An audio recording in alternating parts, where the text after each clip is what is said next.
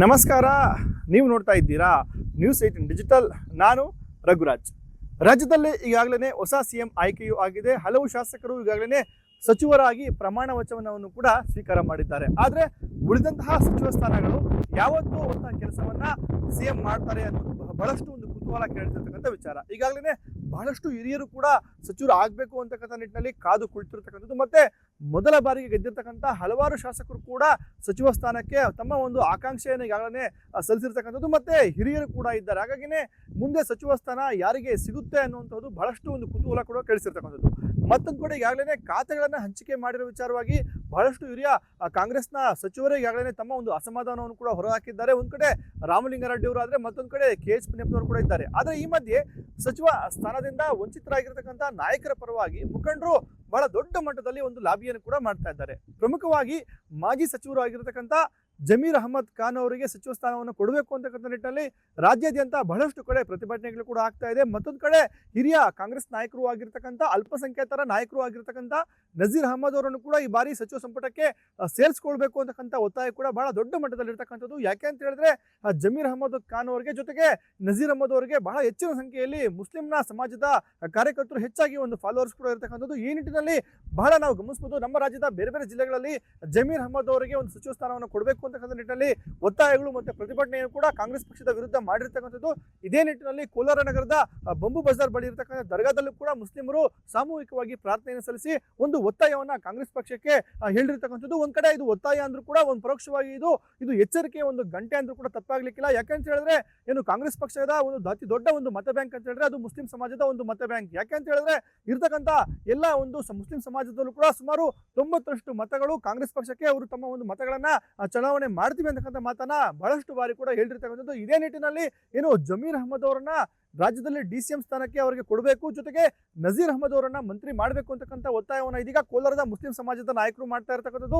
ಪ್ರಮುಖವಾಗಿ ಕೋಲಾರ ಮತ್ತು ಚಿಕ್ಕಬಳ್ಳಾಪುರ ಎರಡು ಜಿಲ್ಲೆಯಲ್ಲಿ ಮುಸ್ಲಿಂ ಸಮಾಜದ ಜನರು ಅತಿ ಹೆಚ್ಚಿನ ಸಂಖ್ಯೆಯಲ್ಲಿದ್ದಾರೆ. ಈ ಒಂದು ಭಾಗದಲ್ಲಿ ಮುಸ್ಲಿಂ ಸಮಾಜದ ನಾಯಕರು ಆಗಿರತಕ್ಕಂಥ ನಜೀರ್ ಅಹಮದ್ ಅವರಿಗೆ ಏನು ಮಂತ್ರಿ ಸ್ಥಾನವನ್ನ ಕೊಳ್ಳಲೇಬೇಕು ಅಂತಕ್ಕಂಥ ಒತ್ತಾಯವನ್ನು ಇದೀಗ ಮುಖಂಡರು ಮಾಡ್ತಾ ಇರತಕ್ಕಂಥದ್ದು. ಮತ್ತೊಂದು ಕಡೆ ಮಾಜಿ ಸಚಿವರು ಆಗಿರತಕ್ಕಂಥ ಜಮೀರ್ ಅಹಮದ್ ಖಾನ್ ಅವರಿಗೆ ಏನು DCM ಸ್ಥಾನವನ್ನ ಕೊಡಬೇಕು ಅಂತಕ್ಕಂಥ ಒತ್ತಾಯವನ್ನು ಮಾಡ್ತಾ ಇದ್ದಾರೆ. ಇಲ್ಲದೆ ಹೋದ್ರೆ ಖಂಡಿತ ಮುಂದೆ ಬರ್ತಕ್ಕಂಥ ಒಂದು ಚುನಾವಣೆಗಳಲ್ಲಿ ಕಾಂಗ್ರೆಸ್ ಪಕ್ಷಕ್ಕೆ ನಾವು ತಕ್ಕ ಒಂದು ಪಾಠವನ್ನ ಕಲಿಸ್ತೀವಿ. ಯಾಕೆಂತ ಹೇಳಿದ್ರೆ ನಮ್ಮನ್ನ ಕೇವಲ ಚುನಾವಣೆಗಳಲ್ಲಿ ನಮ್ಮನ್ನ ಮತ ಬ್ಯಾಂಕ್ ಆಗಿ ಮಾಡ್ಕೊಂಡಿದ್ದಾರೆ ಬಿಟ್ರೆ ನಮ್ಮ ಒಂದು ನಾಯಕರಿಗೆ ಜೊತೆಗೆ ನಾವು ಅನುಸರಿಸುವಂತಹ ನಾಯಕರಿಗೆ ಯಾವುದೇ ಒಂದು ಸ್ಥಾನಮಾನವನ್ನು ಕೊಡ್ತಾ ಇಲ್ಲ. ಯಾವುದೇ ಒಂದು ಷಡ್ಯಂತ್ರಕ್ಕೆ ಒಳಗಾಗಿ ಕೆಲವು ಮುಸ್ಲಿಂ ನಾಯಕರನ್ನ ಮೂಲೆಗುಂಪು ಮಾಡ್ತಕ್ಕಂಥ ಕೆಲಸವನ್ನು ಕೂಡ ಮಾಡ್ತಾ ಇದ್ದಾರೆ. ಹಾಗಾಗಿನೇ ಮಾಜಿ ಸಚಿವರಾಗಿರ್ತಕ್ಕಂಥ ಜಮೀರ್ ಅಹಮದ್ ಖಾನ್ ಅವರಿಗೆ ಜೊತೆಗೆ ಏನು ನಜೀರ್ ಅಹಮದ್ ಅವರಿಗೆ ಒಂದು ಮಂತ್ರಿ ಸ್ಥಾನವನ್ನ ಕೊಡ್ಲೇಬೇಕು. ಇಲ್ಲ ಅಂತ ಹೇಳಿದ್ರೆ ಮುಂದೆ ಖಂಡಿತವಾಗಿ ಮುಂದಿನ ಚುನಾವಣೆಯಲ್ಲಿ ನಾವು ತೋರಿಸ್ತೀವಿ ಅಂತಕ್ಕಂಥ ಒಂದು ಮಾತನ್ನು ಕೂಡ ಇದೀಗ ಹೇಳಿರ್ತಕ್ಕಂಥದ್ದು.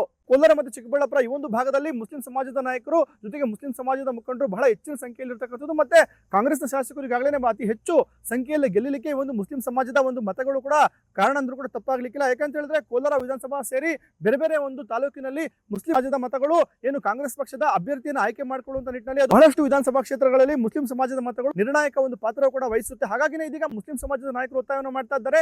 ಮಾಜಿ ಸಚಿವರಾಗಿರ್ತಕ್ಕಂಥ ಜಮೀರ್ ಅಹಮದ್ ಖಾನ್ ಅವರದು ಎನ್ನಲಾಗಿರ್ತಕ್ಕಂಥ ಒಂದು ಆಡಿಯೋ ಈಗಾಗಲೇ ಬಹಳಷ್ಟು ಸದ್ದು ಕೂಡ ಮಾಡ್ತಾ ಇದೆ. ಈ ಒಂದು ಆಡಿಯೋ ರಿಲೀಸ್ ಆಗ್ಬೇಕು ಅಂತ ಹೇಳಿದ್ರೆ ಅವರದೇ ಸಮಾಜದ ನಾಯಕರು ಕೂಡ ಇದ್ರ ಹಿಂದೆ ಷಡ್ಯಂತ್ರ ಕೂಡ ಮಾಡಲಾಗಿದೆ. ಹಾಗಾಗಿನೇ ಈ ಒಂದು ಆಡಿಯೋವನ್ನ ನೆಪವಾಗಿಟ್ಕೊಂಡು ಮಾಜಿ ಸಚಿವರಾಗಿರ್ತಕ್ಕಂಥ ಜಮೀರ್ ಅಹಮದ್ ಖಾನ್ ಅವರಿಗೆ ಸಚಿವ ಸ್ಥಾನ ಕೈ ತಪ್ಪಿದ್ರೆ ಖಂಡಿತ ರಾಜ್ಯಾದ್ಯಂತ ನಾವು ಉಗ್ರವಾದ ಪ್ರತಿಭಟನೆಯನ್ನು ಕೂಡ ಮಾಡ್ತೀವಿ ಅಂತಕ್ಕಂಥ ಮಾತನ್ನು ಕೂಡ ಹೇಳ್ತಾ ಇದ್ದಾರೆ. ಜೊತೆಗೆ ದಾವಣಗೆರೆ ಒಂದು ಬೈ ಎಲೆಕ್ಷನ್ ವಿಚಾರವಾಗಿ ನಜೀರ್ ಅಹಮದ್ ಅವರನ್ನು ಕೂಡ ಈ ಒಂದು ಸಿಎಂ ರಾಜಕೀಯ ಕಾರ್ಯದರ್ಶಿ ಸ್ಥಾನದಿಂದ ವಜಾವನ್ನು ಕೂಡ ಮಾಡಲಾಗಿದೆ. ಈ ಮೂಲಕ ನಮ್ಮ ಒಂದು ಸಮಾಜಕ್ಕೆ ದೊಡ್ಡ ಒಂದು ಅವಮಾನ ಕೂಡ ಆಗಿರ್ತಕ್ಕಂಥದ್ದು. ಹಾಗಾಗಿನೇ ಮುಂದೆ ಬರ್ತಕ್ಕಂಥ ಚುನಾವಣೆಗಳಲ್ಲಿ ಕಾಂಗ್ರೆಸ್ ಪಕ್ಷಕ್ಕೆ ನಾವು ಒಂದು ಪಾಠವನ್ನು ಕೂಡ ಕಲಿಸ್ತೀವಿ. ಹಾಗಾಗಿ ರಾಜಕೀಯವಾಗಿ ನಮಗೆ ಆಸರೆ ಆಗಿರ್ತಕ್ಕಂಥ ಕಾಂಗ್ರೆಸ್ ಪಕ್ಷದಿಂದಲೇ ನಮಗೆ ಒಂದು ಅನ್ಯಾಯ ಆಗ್ತಾ ಇದೆ. ಮುಂದೆ ಬರ್ತಕ್ಕಂಥ ದಿನಗಳಲ್ಲಿ ಇವರಿಬ್ಬರಿಗೂ ಕೂಡ ಸಚಿವ ಸ್ಥಾನ ಕೊಡದೆ ಹೋದ್ರೆ ಖಂಡಿತ ಕೋಲಾರ ಜಿಲ್ಲೆಯಾದ್ಯಂತ ನಾವು ಉಗ್ರ ಒಂದು ಹೋರಾಟವನ್ನ ಮಾಡ್ತೀವಿ ಅಂತಕ್ಕಂಥ ಮಾತನ್ನು ಕೂಡ ಇದೀಗ ಮುಸ್ಲಿಂ ಸಮಾಜದ ನಾಯಕರು ಹೇಳ್ತಾ ಇರ್ತಕ್ಕಂಥದ್ದು. ಕಾಂಗ್ರೆಸ್ ಪಕ್ಷದಲ್ಲಿ ಇವಾಗ DK ಶಿವಕುಮಾರ್ ಅವರು ಮುಖ್ಯಮಂತ್ರಿ ಆಗಿದ್ದಾರೆ. ಕಾಂಗ್ರೆಸ್ ಸರ್ಕಾರದಲ್ಲಿ ಈ ಸರ್ಕಾರದಲ್ಲಿ ನಮ್ಮ ಸಚಿವರಲ್ಲಿ ಮೊದಲೇ ಇದರಲ್ಲಿ ನಮಗೆ ಜಮೀರ್ ಅಹಮದ್ ಸಾಹೇಬರಿಗೆ ಕೈ ಬಿಟ್ಟಿದ್ದಾರೆ. ಅದಕ್ಕೋಸ್ಕರ ನಮ್ಗೆ ತುಂಬ ಬೇಸರ ಆಗಿದೆ.